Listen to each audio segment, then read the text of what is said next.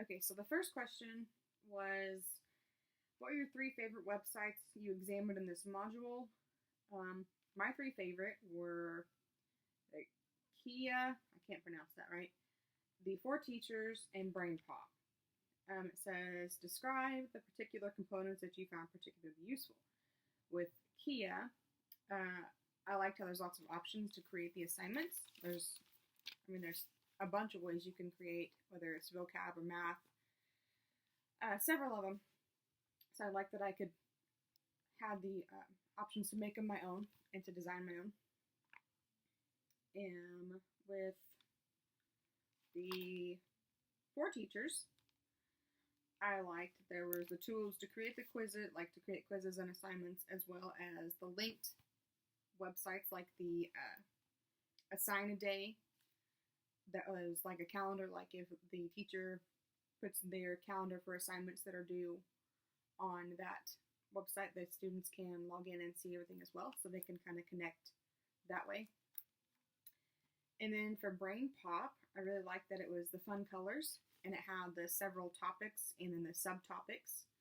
So like if it was weather, it had several subtopics about different types of weather, and then within those subtopics there was videos and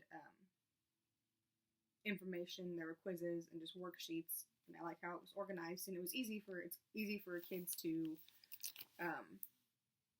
use, and colorful, so it gets their attention. The next question: how much did the fee-based sites cost, and do you think it would be worth the expense? The BrainPop, there was a couple different options, but there was the regular BrainPop was $230 for 12 months.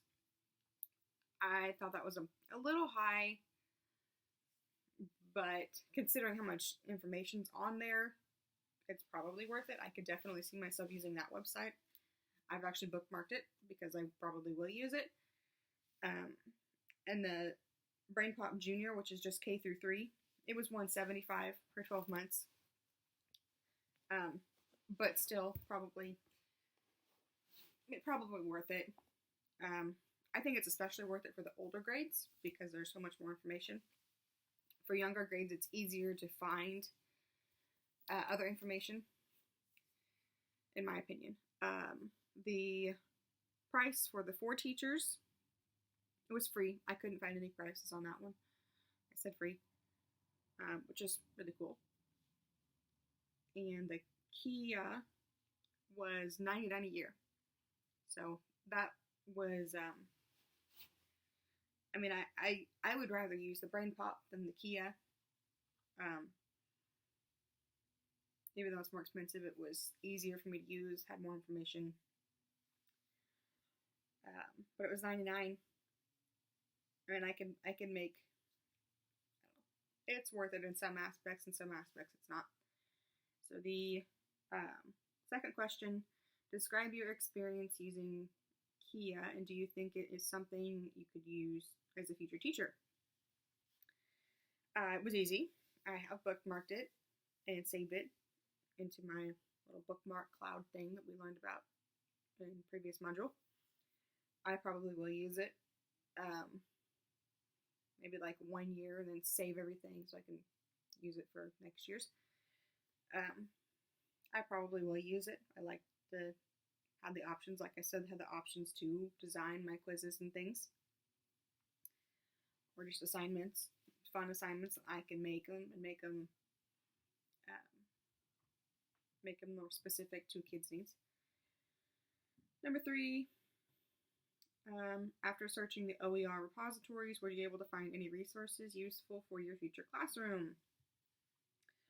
I found several helpful things, like the game and the instructional pages, and I could definitely use them in my classroom. Probably will, as well as, as the ones I've talked about, I'll probably use all those. Since technology is ever changing, it's constantly growing, they're adding new things, and kids are drawn to technology. Kids are drawn to videos, to they're just drawn to screens. And so definitely I will be incorporating a lot more technology into my classroom because I know that since they're drawn to it, they're going to pay attention to that and they're going to be able to use it. And if I say, hey, this is your homework, you have to go home and get online and find this, they're probably going to be more apt to watch a YouTube video than to read a book. So, do I see as OER as important sources of content in the future? Yes, since I said technology is our future. I feel like they're very important for our future. All right, that's it.